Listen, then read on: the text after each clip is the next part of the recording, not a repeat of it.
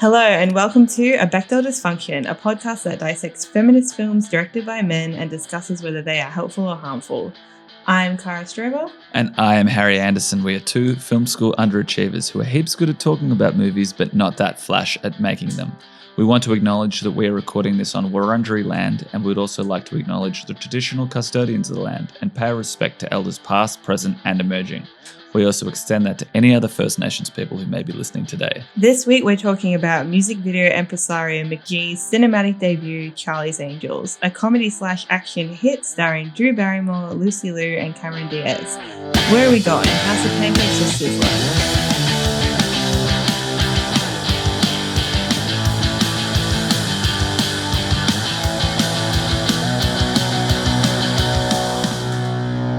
Okay, Charlie's Angels from the year 2000, directed by the one and only McGee, written by Ryan Rowe, Ed Solomon and John August, starring Cameron Diaz, Drew Barrymore and Lucy Liu. Three women detectives with a mysterious boss retrieve stolen voice ID software using martial arts, tech skills and sex appeal.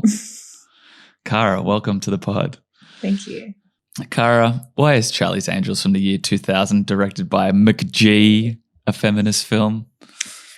I guess if you were going to argue it was a feminist film, it, like, after sort of the 80s and we had, like, you know, as we've talked about, Ellen Ripley and a good friend of the pod.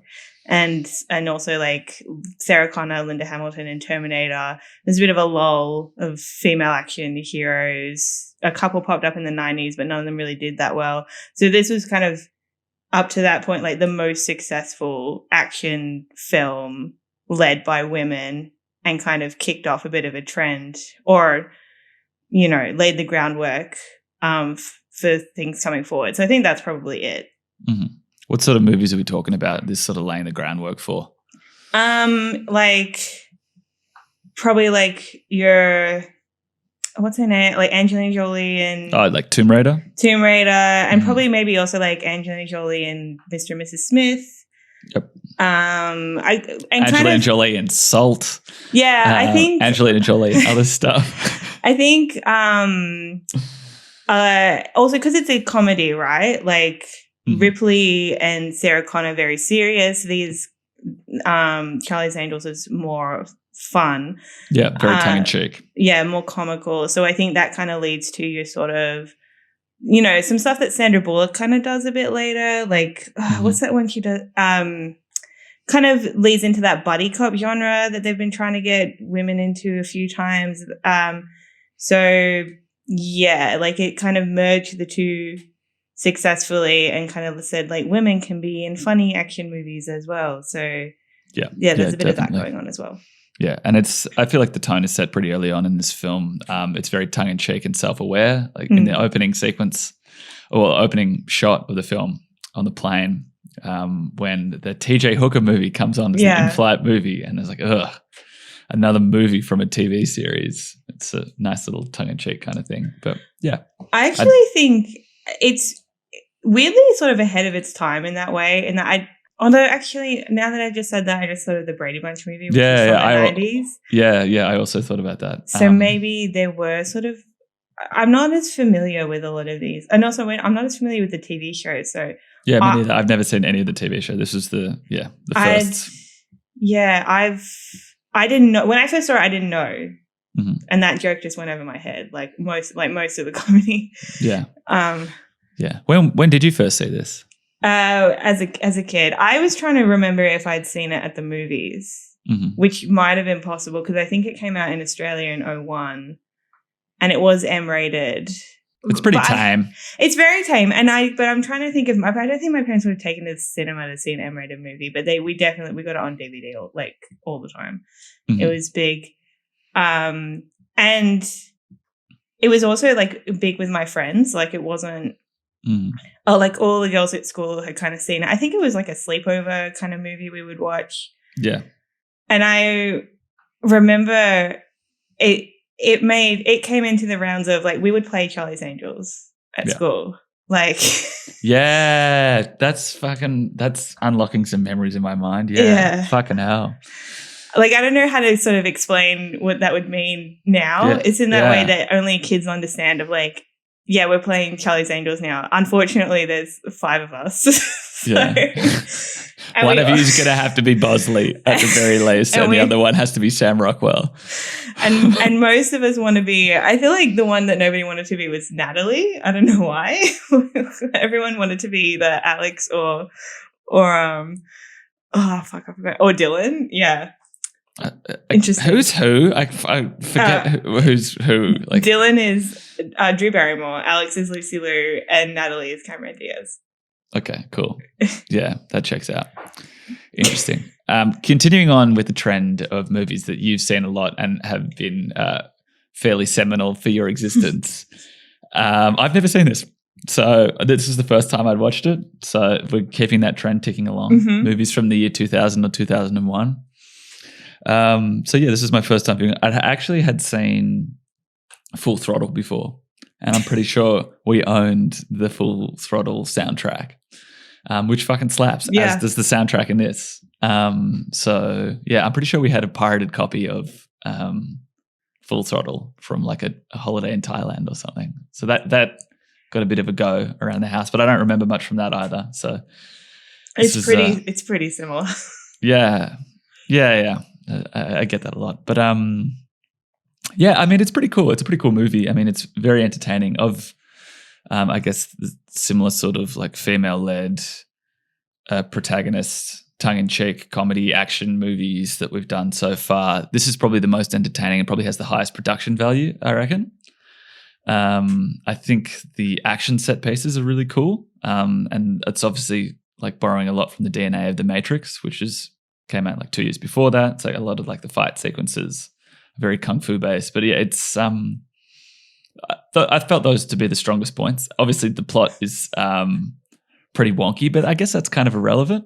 Doesn't matter. Yeah. Yeah. It's just there. I mean, I guess the goodness in all of this is female-led action that's incredibly assertive. And I guess that would have been the stuff that you and your friends, when you were 7-year-olds, that's what you would have been taking out of it. It's just like being cool action chicks, like taking care of business. Yeah, absolutely. You Yeah. know. And I guess in that way, I sort of do kind of rate it as a feminist movie, but it's weird. Like, it is, I guess it's coming out in the same sort of era as like Spice Girls, right? It's like the girl power thing. Yeah, 100%. So it's not really, there's nothing deeper in there other than the words girl power. But that's kind of great when you're 7. Yeah, and do the stuff. You can go and do the stuff. And I think that is important when you're 7, which is why I shouldn't be so negative. Like, I do think this movie is cool, and I was, as I rewatched it yesterday and was kind of trying to, you know, draw back on my memories of it as a kid, why we sort of liked it so much. And I think there is something to that. Mm-hmm. But unfortunately, that's sort of the double-edged sword, because the other half of this movie is just this intense, exaggerated, kind of gross hypersexualization. This very sort of it's one for the oglers, that's for sure. Yeah, and so and as a kid, you don't really pick up on that. No, not at all. Outside of enjoy, like, and these same parts of it enjoy. Like, I used to like, you know, I thought they were also pretty. Like, there's an aspirational and exciting element to like the glamour, right? Mm-hmm. Yep. But you don't really pick up on the eroticization, and it's only as you get older that you're like, oh, God, like, this is a bit much. Like, yeah, for sure. And I guess, you know, digging beyond the surface level girl power, which is obviously the biggest positive takeaway from it, there's not a shred of character development in any of this. It's very much an entertainment first film. Yeah, but having said that, I do, like, for what they are, I kind of enjoy, like, it's like the Powerpuff Girls, like, it's like Teenage Mutant Ninja Turtles or whatever. They kind of, you know, Alex is the smart one and Dylan is the cool one and Natalie is like the kind of ditzy one. I don't know what. Yeah, I don't think there's a lot of spread between the characters, to be honest. No, but I kind of like they each have their. It's actually, if anything, it's probably actually more aesthetic than anything else. Like, you know, in that little opening montage of like 3 very different little girls, which is like, well, I don't like that. Who become 3 very different women. Like, you can kind of just see aesthetically that they each kind of land into a particular sort of slot, and then but I do like their performances. I think they have pretty, you know, I think they do fine. I think you can kind of tell that they were having a good time, and they seem to have good chemistry with each other. I also love the supporting cast in this. Like, Sam Rockwell, so good. Yeah, I think Matt LeBlanc's pretty funny as well. Yeah, Matt LeBlanc. The Chad. The Tim Curry. Yeah. Crispin Glover. Like, the supporting cast, Kelly Lynch as well. Your boy Luke Wilson as well. Oh, yes. I was... was not expecting to see him, and then he popped up doing a great Luke Wilson. Being a great, like he was in Legally Blonde, just being a great, you know, reliable, nice guy, love interest. Like, just very, very positive, you know, just a helpful guy in some sense. Also, loves Soul Train. Also, like, I've just been thinking about it. It's kind of amazing to me how many of the supporting cast stay on for the sequel, because Luke Wilson's in the sequel. Crispin Glover comes back, even though he like, I'm pretty sure I remember reading in the trivia that he just went up to McGee and was like, I'm not saying this bullshit, and just like decided to be silent. He came back for the sequel. Who else was in it? Yeah, I quite like Full Throttle. Like, I think Full Throttle is pretty fun. So you like yourself a little bit of McGee, do you? Yeah, I really like the OC, and apparently he executive produced that, but I don't really know what that means. So yeah, I think he just probably threw money at it. But just hang out, yeah. How about we talk a little bit about the people who made this, and what their intentions were. So yes, as we've said several times, this film was directed by McGee. That's this guy's fucking show business name. What is his actual name? Also, it's actually also his personal nickname. Like, that wasn't a showbiz. Yeah, it's like from his mum. His mum gave it to him. Yeah, because he has the same. Well, let me. His name is Joseph McGinty Nickel. Yes, from Kalamazoo, Michigan. Michigan, and then grew up in Newport Beach. Yep. Oh yeah, that's it. His uncle and grandfather were also named Joe, so his mother called him McGee to avoid confusion. That sounds like fucking bullshit like to me. a weird choice. Yeah. Little boy McGee. An interesting journey into filmmaking. Like, this is his first feature film, and has a background, or came from music videos. Music production, like big Sugar Ray guy. Shout out to all the fucking Sugar Ray fans, if any of you actually exist. But how about we rattle off some of his, like, in terms of direction, which is, you know, what we're focusing on here, some of his fucking music videos that he's directed. And made quite a few Korn music videos. Korn, with one of their songs features in this. Yeah. A lot of Cypress Hill music videos. Sublime. This guy's just like the king stoner rock music video maker. But most of all, the big winners in all of this, like, this guy directed the all-star video for Smash Mouth. This guy is the king memeologist. Yeah. Like he predates memes. Like, he's one of us. He also did Walking on the Sun. Yeah, he's deep. Pretty Fly for a White Guy. Whoa, holy shit. And Bare Naked Ladies one week. Yeah, it's been 1 week. He did the 2, It's Been. Mate. Whoa, somebody. Yeah. It's been. Wow. Man. The impact that This Is Men sort of tangentially has had on my, except that I never watched music videos. So yeah, I couldn't. But you would have caught this Saturday Morning Rage. You would have, like, surely by osmosis, you would have seen some of these. No, we used to watch. I don't think we used to kind of have video hits on, but I never really liked it. I didn't understand what was happening. I mean, like, when is when is the when is the program going to start? We're just watching little clips. Like, I don't know what's going on. I didn't like it. I like this. The subplot of the episode of you not understanding music videos as a child is fucking awesome. I wanted narrative, like,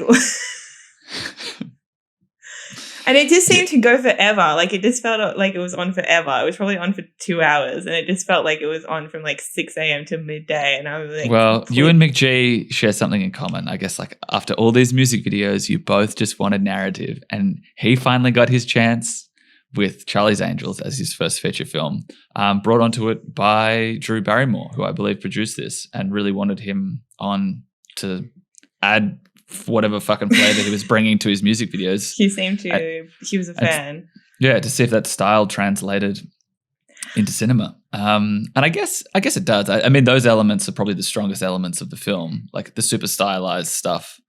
Yeah. Well, I think we were talking about how much we like the music.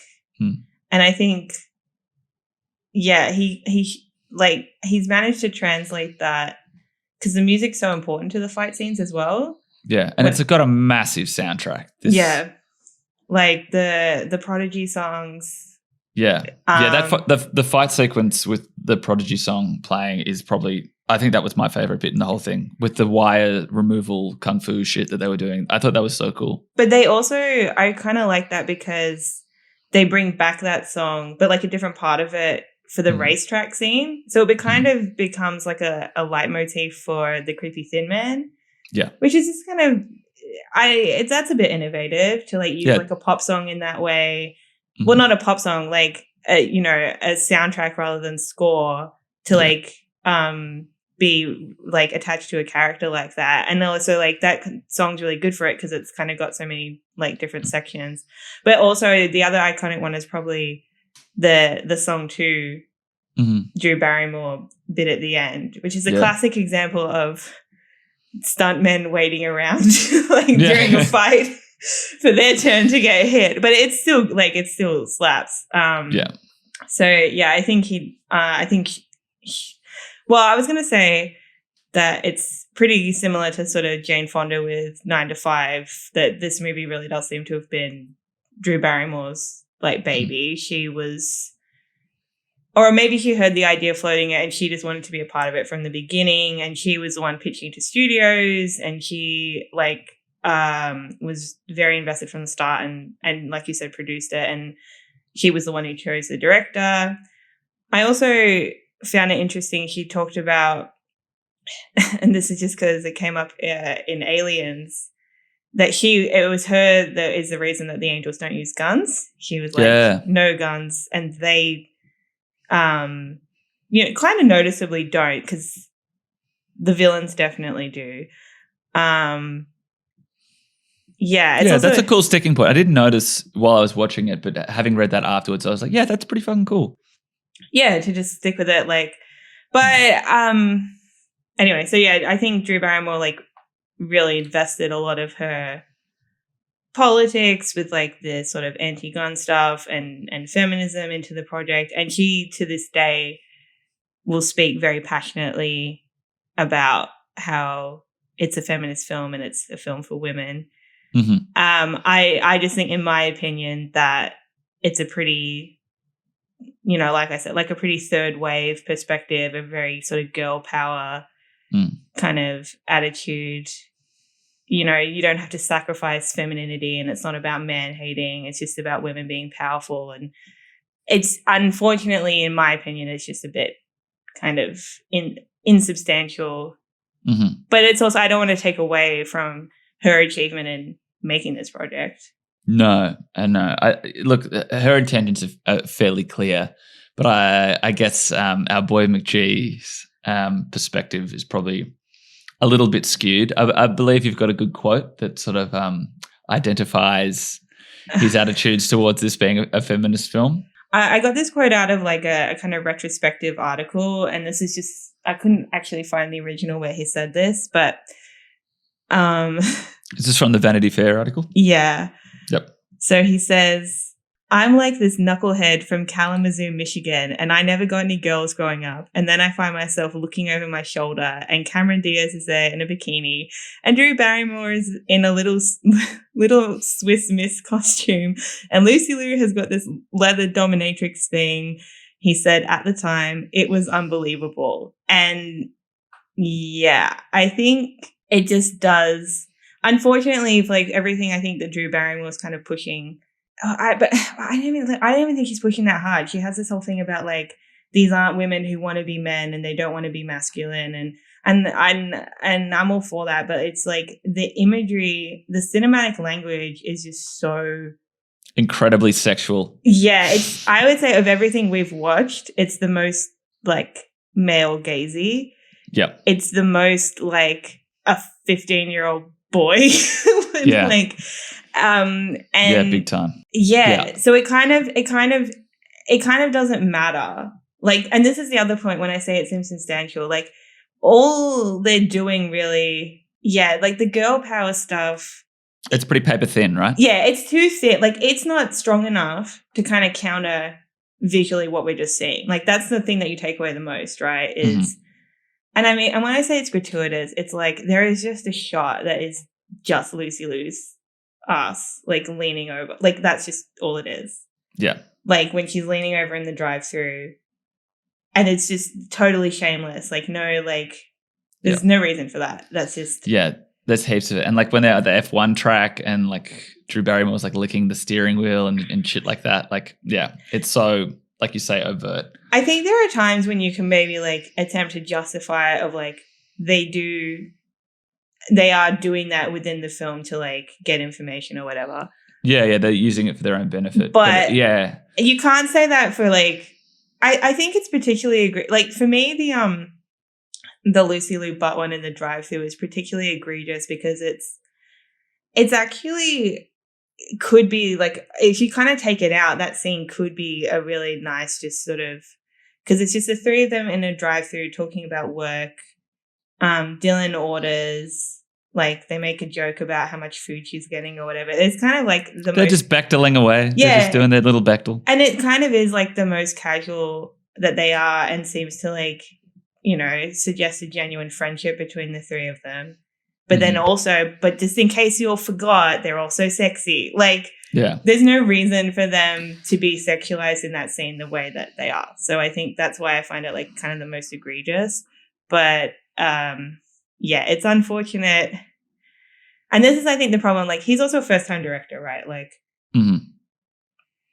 but I haven't seen enough of his other work to kind of know if Full Throttle is the same. Like, Yeah, I think the funny thing for me is the utter subservience to Charlie in such a asexual, like overtly sexual devotion to him that's also incredibly childlike. Like I found that to be the most uneasy element just like running through the entire film. Did you feel a similar way? Like I'm not just a weirdo for noticing that? No, it is weird. But I think it kind of, I don't notice it as strong because I'm familiar with it. Like I've seen it so much since I was a kid. Like as a kid, you guys kind of take it as rote. And also I think because this is the problem of a pre-existing IP, right? Is they're also taking stuff from the original series and translating it. And that's, from what I understand, is just pretty much how it worked. On the show. I get that. And I think there's obviously some lenience with it being tongue-in-cheek and them saying that from the outset in the opening scene, and we understand that. And B, I mean, like they like we've said, they use their sexuality to sort of like coerce information or like aid themselves in different jobs. But I think it comes to a head for me is like when they wash up on the beach and they're like outside the hut and they're like, there's this weird like tension where they stop at each other and like, we're going to go and see Charlie now. I'm like, it's this weird culty thing about it. Like it just felt really uneasy. I'm just like, what are you expecting to find here? Are you looking for a father figure or like someone who like rules the harem? Like what's going on here? Yeah, I think it's probably like you said, because the movie's mostly tongue-in-cheek, but that moment is actually weirdly kind of sincere when Drew Barrymore is like, do I look okay? Yeah. I actually think it's probably the father figure thing, because they also kind of lay it on thick with like Dylan's never met her dad and she's got daddy issues, and like I think that's kind of like the poke at it, right? Is it's like this woman who has, you know, she must have daddy issues because she'd never met her father, and now she works for a man. She takes orders from a man through a speaker box. Yeah. It's a bit, yeah. Also, and then also like the fact that the villain's kind of arc is that he wants to kill Charlie because he thinks Charlie killed his dad or whatever. Yeah. I think, which is pretty well swept under the rug in the final 5 minutes. Yeah, but like we said, the plot isn't that important. Yeah, so I think they're probably going for it's like the father figure angle. And also at the end when he's like, I'm watching over 3 precious treasures or something, and he's in the background, like that shit's creepy as fuck. Yeah. But it kind of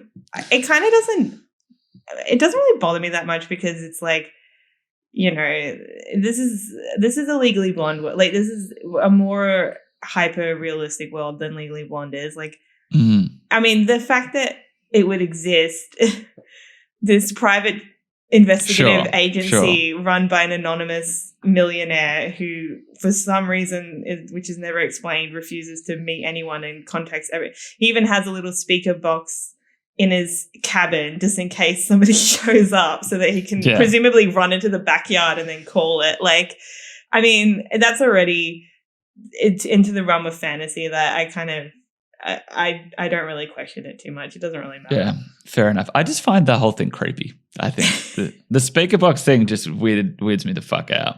But it's interesting. Like, I mean, I know we didn't watch this, but you said you've seen Full Throttle. Like, the villain in Full Throttle is a former angel who like turns bad. Spoilers. And he's also got like a weird hang-ups about Charlie and like wanting his approval, but also like rebelling against him. Like, it's all pretty it's all I guess it's paternalistic. Is that the right word? I don't know. Yeah. I think that's their intention. That's McGee's intention for sure. But yeah, there's just parts of it that come through a little bit patchy for mine, with some incredibly sexual undertones, but maybe that was just my interpretation of it, because it was. For me, that didn't really age all that well. It's fair to say that McGee's intentions for making this film aren't necessarily of a feminist nature. Was there anything in particular in this film that you felt didn't age well upon this recent viewing?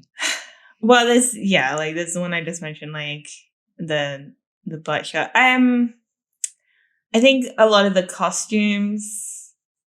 Yeah, like the brown face and the cultural appropriation stuff. Yeah. The belly dancing, the Japanese stuff. The weird belly dancing, the weird sort of bathhouse bit.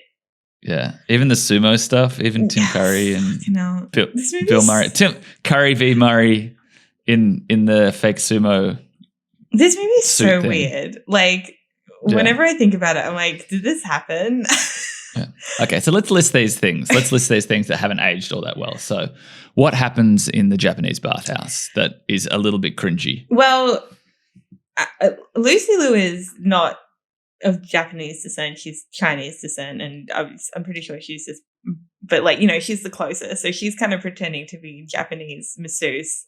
And then, you know, Drew Barrymore and Cameron Diaz come out. But I don't know if I would go so far as to call that like yellow face. But I think they're just sort of trying to blend in. But it's just weird because they've just got these like black wigs on and like kimonos. Like, I think it's the belly dancing stuff more. The belly dancing stuff is probably pretty horrible. Yeah. So they're in full traditional Indian dress with, you know, markings on their foreheads and what have you. And I'm pretty sure Drew Barrymore's in brown face. Like, she's got a pretty dark shade of tan on. Like, yeah. But then also, like, Lucy Liu's up there in a blonde wig. It's to me, it's kind of, it's just weird. It's just a weird choice. Like, you wouldn't do it now. Like, they do it in the sequel. They just have it at like a strip joint, and that's how you would do it. It doesn't need to be belly dancing to be distracted by the sexy lady. We'll just do something a bit more you know, some more culturally appropriate misogyny, I guess. Like, Yeah. You know. Yeah. I guess it's twofold, isn't it? Like you get the cringe of the sexual objectification and the cultural appropriation all in one big McG laden package. But I would say actually about the so there is a scene in the movie where Tim Curry and Bill Murray's characters like fight each other in these. They put on these like plastic sumo wrestling outfits and do like a sumo wrestle for some reason. And the lead up to that is like the sort of they're investigating the Tim Curry character, and he's like a billionaire sort of, you know, Logan Roy if he was funny or something, I don't know. And he had like he's having a Japanese themed party at like he's like what is it? He's like FedEx the Shinto temple. So I kind of think that actually that scene is sort of more, you could interpret that as more of just like the hubris and cultural insensitivity of like just a rich American. A humble boy from Kalamazoo. Yeah. So I don't know. I feel like that's kind of more what it is of like, look at this stupid shit that rich people do. But yeah, it's so bizarre. Anytime they kind of put like a stupid costume on, like the weird like Swiss thing. Yeah. Like, which again is like plot justified, but is it really? Yeah, I also found Cameron Diaz's dancing on Soul Train a little grating. Yeah, that was a little hard to watch. I forgot about that. And like Luke Wilson pandering to like the really big African American dudes, the bouncers. Yeah. Yeah. Yeah, that's not great. What else we got? That's a real like early 2000s thing where it's just like, hey, let's get this lame person and put them in a hip hop scenario because that's funny. It's like getting grandmas to rap or something. It's like, oh, look how funny this is. A grandma would never rap in real life. This is fucking hilarious. Yeah. I'm talking about The Wedding Singer. Drew Barrymore double up, bam bam. What a great double feature. Yeah, but what else we got? I feel like that's probably the most cringe. There's a lot of dumb just choices to put in, like just like, oh, wouldn't this be funny? Sort of like they thought of it once in a writer's room and they were just like, yeah, this is the fucking shit. Yeah, I guess maybe in that way it's almost kind of similar to, well, not really like 9 to 5, but like when we say the plot doesn't matter, like everything that happens is just a reason of like, well, now the angels are going to a party, and now the angels are going to a formula, like a race thing, and now the angels are going, they have to dress as men and go into to break into a facility. Cameron Diaz really looks like Daniel Johns from Silverchair, I think, when she puts on that little beard. Okay. Just a thought that popped into my mind. Yeah. Tell us about Straight Lines, I dare you. Yeah, okay. I don't really know what he looks like, but cool. It looks like Cameron Diaz in that scene. Looks like Cameron Diaz. So if you shaved him, he would look like Cameron Diaz? Kind of similar. Okay. This is pretty good TikTok content. Maybe we could put it out there to the listeners, yeah. All right. Yeah, like it's all just kind of, or, you know, this is a reason. I think that's kind of like the rationale behind a lot of the costumes is like, let's create a scenario in which they have to put on like a Swiss Alpine maid outfit, or let's create a scenario where for the Oglers. Yeah, let's create a scenario where they're going to put on like a belly dancer outfit, or, you know, like that's basically what it is. And also like, and that's particularly because they have these little montages as well at the start and the end of like other jobs that they do and like other missions that they've done, which is just kind of fun, but it's also like, I'm trying to remember, like, there was one that I always thought was a Harry Potter reference because it just looks like Drew Barrymore's like, looks a bit like Daniel Radcliffe in this bit, and she like is in a library or something and pulls a cape back, and it really just reminds me of Harry Potter. And I'm like, are they? It was there in Charlie's Angels Harry Potter investigation. I don't know. Oh mate, that's the crossover we deserve. Yeah. Or like Lucy Liu on the horse, like rounding up a guy and all that kind of shit. So it's all just how can we get them in costumes, basically? Yeah. Which is also like the rationale behind like a show like Charmed. Yeah. All right. Well, how about we push into our two very fun segments back to back? Let's kick it off with Sexy Lamp. Ba-ba-da-ba. If you can replace any female character in your film with a sexy lamp, it'll make no difference to the plot, themes, or story. You are a hack, Cara. Who is your sexy lamp for Charlie's Angels? LeBlanc. Yeah. Joey. Jason. Our boy Joey. I think you'll find he's called Jason in this movie. Never heard of him. Yeah. So that's Lucy Liu's love interest. Yeah. Which is pretty, I mean, honestly, pretty good typecast for a sexy lamp to get Matt LeBlanc in, who's, I guess, like most famously known for Joey as Friends, who's a bit of a sexy lamp. It's a pretty good extension of Joey also, because isn't Joey's an actor, isn't he? Mm-hmm. Yeah. So Lucy Liu's boyfriend. And Lucy Liu appeared in a few episodes of Joey, the spin-off show from Friends, starring Matt LeBlanc. Fucking hell. There you go. It's all enormous friend of the pod. Yeah, he comes back as well for the sequel. Yeah, I don't know.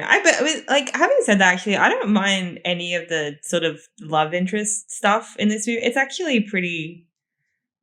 I actually think, on retrospect, I thought this is not bad. Like, yeah. Lucy Liu and Matt LeBlanc, he's been pretending. Oh god! Like, but this is the other thing. Like, he's been telling him that she's a bikini waxer because apparently that's a turn on. Like, yeah. And there's a plot point about her sort of wanting to, like, come, now that their relationship's getting more serious, like, tell him the truth. And that's kind of like a little bit of a grown-up plotline. And Natalie, that doesn't really come to any fruition, does it? Well, they're still together in the sequel and he knows about it. So we kind of just assumed that he wasn't, he was fine with it. That character development that happened off screen. Yeah, but, like... Oh. They had outfits to get into. What do you want from me? Actually, like, literally, even as I say that, there's a moment in the sequel where there's a little plot line in the sequel where Lucy Liu's dad, who is John Cleese of Monty Python fame, comes to visit and he thinks that she's a doctor. So interesting that she's telling people in her life different stories about what her cover is. And then Matt LeBlanc, like, accidentally reveals that she's not a doctor. But then he's not explaining it very well. So John Cleese thinks that she is a sex worker. That's kind of the joke. And there's even a bit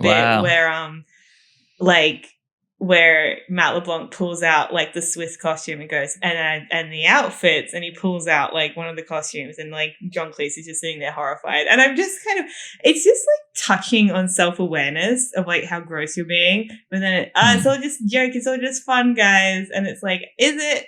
Maybe it's kind of gross. Maybe it's not classic good. Sexy lamp behavior, if you ask me. Anyway. So Joey gets the sexy lamp. Yeah, I don't know. Have you got a different one? Yeah, any of the partners. Yeah, the Chad, I guess. That's kind of strange. Do you find the Chad funny? No. I think... It's kind of weird, right? It wasn't Tom Green. I think he was Drew Barrymore's partner at the time.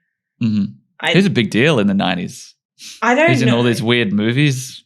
Anyway. Is he like Freddy Got Fingered? Yeah, great title. Yeah. Never seen it. Neither have I, but... Never copped the thing.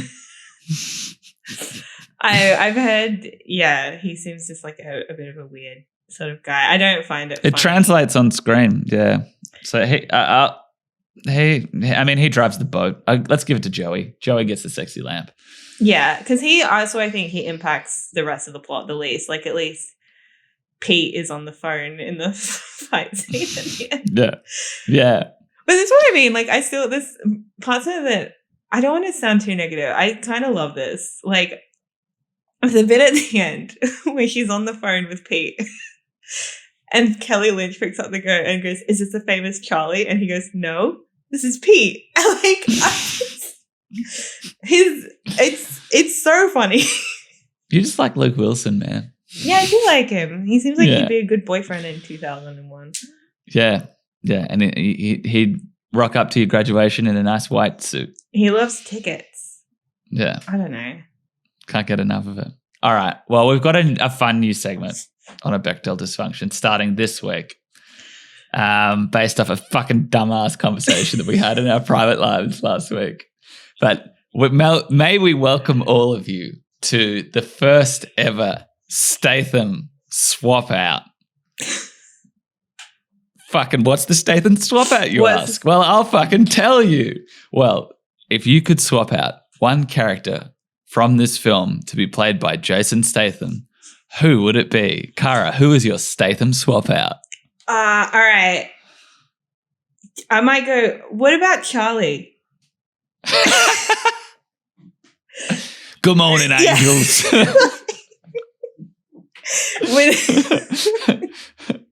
Oi, oi, what's a good word? Got a mission for you. Yeah, that's funny as fuck. I'm looking after me girls. It becomes so much more like sinister. Yeah, yeah. That would really back up my theory, I think. Yeah, that's a pretty good one. That's way better than mine. I'll say mine anyway. I think I would swap out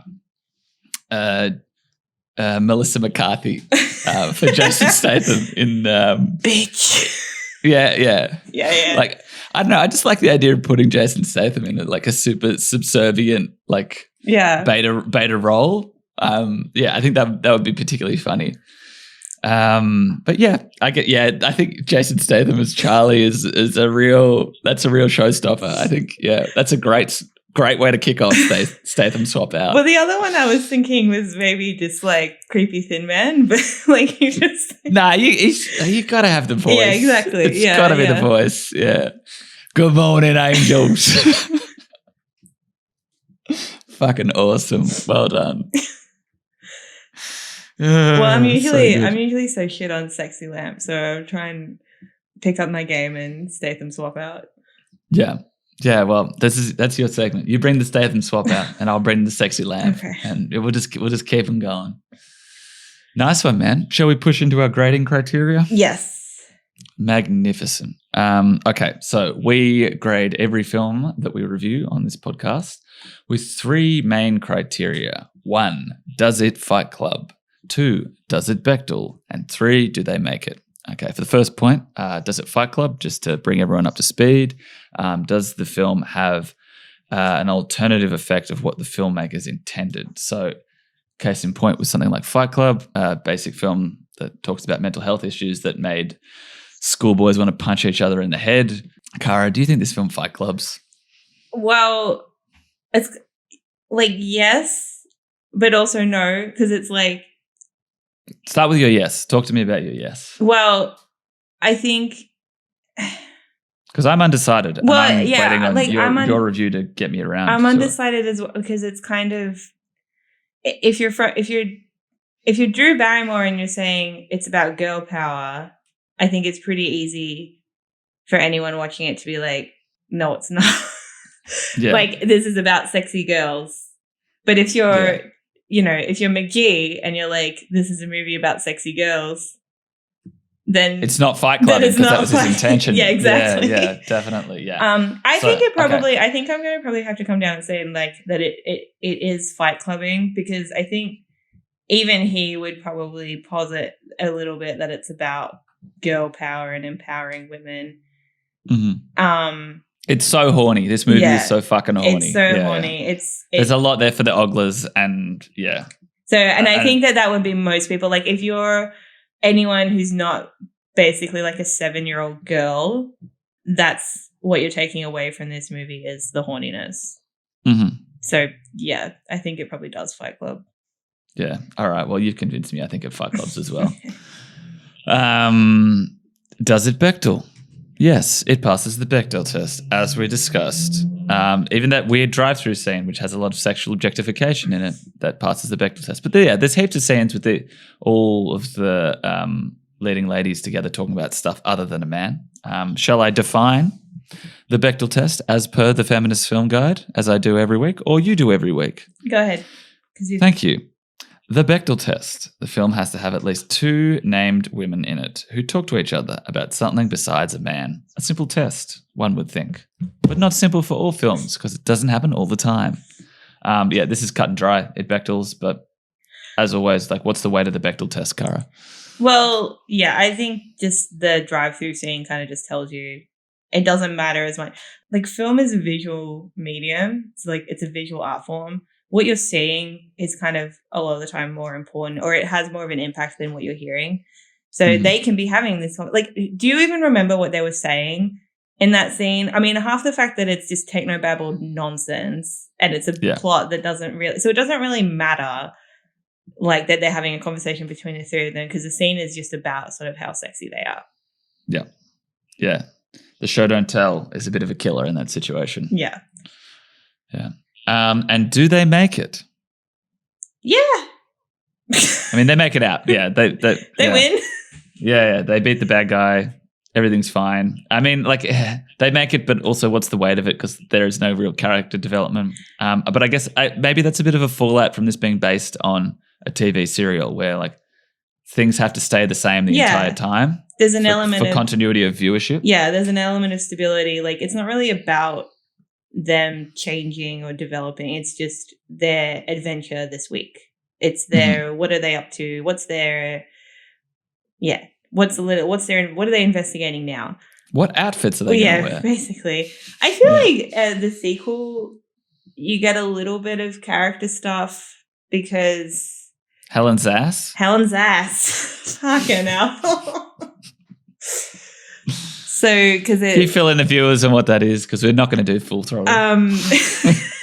So in the sequel, it is revealed that Drew Barrymore's character Dylan is in the witness protection program since she was a teenager, I think, and that her real name is Helen Zass, which is a great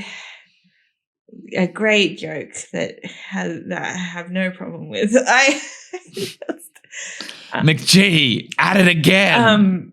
But yeah, she gets a little bit of development in the sequel about, like, how much she has used, like, the angels as a sort of found family and how, you know, like, whether that relationship is going to continue on. But again, it's not a lot, but there's something there. I don't know. Yeah. Enough to make them get to the next action sequence. Yeah. I got this quote from that Vanity Fair article. So this Ashley Spencer article from Vanity Fair in 2019, so a couple of years old, but sort of coming close to the 20-year anniversary. The Complicated Legacy of 2000 Charlie's Angels. And just this, I don't know if we need the whole thing, but still, it's hard not to see the 2000 Charlie's Angels as revolutionary in ushering in a new era of Hollywood action films, a necessary step on the path from Jiggle TV to the range of women-led content we now hope for and expect. I'll interject here that I think hope for and expect is kind of overstating it, even for now, let alone 2019. But anyway, sorry, as she continues, in the wake of the Angels, Angelina Jolie became Lara Croft, Uma Thurman transformed into the Bride, and Charlie's Angels Full Throttles hit theaters in 2003. Along with Oscar contenders like Mad Max Fury Road, dramas Proud Mary and Atomic Blonde, and superhero blockbusters a la Wonder Woman and Captain Marvel, subsequent years have seen a wave of feel-good action comedies led by women like Spy, The Heat, Hot Pursuit, The Spy Who Dumped Me, and Ghostbusters. Some of them flop, some of them soar, nearly all of them are impossible to imagine existing in a pre-Barrymore Charlie's Angels world. It's very well written. Yeah, and I completely agree with it. I think the problem is, so this article is about, like, what we've been talking about, like how obviously there's this hypersexualized element to Charlie's Angels and a pretty weak sort of girl power feminism that's like, it has a complicated legacy, you know, state your thesis in the title. But I think even the problem with talking about its legacy is, like, a lot of these movies, I mean, Lara Croft, still hugely sexualized. Yeah, incredibly. You know, I watched that for the first time the other day. Kill Bill, Atomic Blonde less so, and things like the Spy and The Heat and Hot Pursuit are just not very good. So it's kind of, I mean, I think the problem with this is if this is groundbreaking and this is kind of laying the foundation for things that are kind of be able to be made going forward, then the foundation itself is pretty dodgy, right? Yeah. And so Yeah, what you're then building on is like more of the same in a way, which is what I kind of think like particularly Lara Croft and also like Kill Bill is. And again, like Full Throttle, it's all the same shit all over again. You know, and I don't know that I would agree that Mad Max, for example, it's not anywhere near this realm. I think it's such a huge reach to even like bring these together. Yeah, to be honest, because, you know, Furiosa is so obviously modeled on like a Ripley or a Sarah Connor. Like, and also has its own pre-existing IP to like, you know, like lead it into existence. So I don't know. I think I'm probably a little bit harsher on it than Ashley Spencer is, because in her mind, it kind of opened the door for a lot of these things coming in. I don't really know that it did that. But on the other hand, we haven't really talked about like how hugely successful this movie was. Yeah. And, you know, that's impressive on its own to have a movie starring 3 women, like an action movie starring 3 women being like going gangbusters like that. That is impressive, and it's not for nothing. Like, but I think, I don't know that you can kind of chalk that up to anything other than guys wanting to see it because it's got sexy girls in it. Do you know what I mean? Yeah, definitely. So, well, having said that, the final question that we usually ask in this is this movie helpful or harmful? Yeah, I don't know. It's hard to say it's helpful other than girl power presentation, as we've already discussed. Because, once you get beyond that, it's it gets a little bit yuck. Yeah, and so much of it, I don't know, like, but helpful or harmful, I mean, it helped me, like... Yeah. You know what I mean? Like, it's personal. Like, when I was 7 and I thought it was so cool, and, you know, and also I haven't even touched on, like, to be honest, but, like, Lucy Liu taking off the helmet at the start, like, that was a bit of, like, a queer awakening for me. There's that element to it as well. So I don't like to, like, I guess if I was talking about it objectively, intellectually, theoretically, I'd have to probably say come down on that it is more harmful than it is helpful. But I just know from personal experience that, you know, it was... You got power out of seeing it as a child. Yeah, absolutely. And, you know, it was a huge part of my childhood, and I don't think I internalized like the grossness of it until I was watching it as an adult. So, which obviously makes my viewing the viewing that it is. Yeah. But so yes, that is my response to the question. Cool. And I think that is a really, really good answer. This is a much more recent piece. It's from Insider by Esme Mazzeo. From 2023. And the title is Drew Barrymore says she made sure her Charlie's Angels remake featured women who didn't act like men. And that kind of wraps it up for me. Like, that's such a sort of third wave thing of like this reaction to second wave feminism of like, oh no, we don't want to be men, and we don't want to be masculine, and we don't want to, you know, act this way. Like, it's all about femininity and girl power and embracing being a woman and whatever. Like, it's all bullshit, basically. But anyway, here's this. Could you also, just while you're on it, can you just do a quick like breakdown of like first wave, second wave, third wave? Sure. Just because it's good for the idiots like me. Oh, okay. This is entirely off the cuff and would definitely need more research, but just for the layman. So first wave would probably be like your sort of 1910s to 20s suffragette movement, big being right to vote. Then second wave kind of kicks off sort of in the 60s, and it's sort of 60s, 70s. And it's very heavy on like the personal is political, equal pay, abortion rights, divorce laws. You're looking at people like Gloria Steinem, Angela Davis. And the third, you'd say, what would that be? Probably like, it's kind of more complicated, and it's almost like, is it still going? But that was sort of your 90s. And again, another reaction to, like I said, a reaction to the second wave. And it was a very kind of consumerist almost kind of version of feminism where it's all about like individuality. It's not about like women as a class. It's about individual women being empowered. Kind of you like maybe like I Depend on Me, Destiny's Child. Yeah, like a little bit of like sort of, I guess you could like 2023 like girl boss feminism, I would say. Cool. Gotcha. It's probably, God, like I would get red for that. Like that is and all of these things have I think that is fine for shorthand. It's not like you're and all of these things have so many factions and theorists and just Google it. But for the sake of discussion, that's a pretty tidy little dot point. So just shorthand.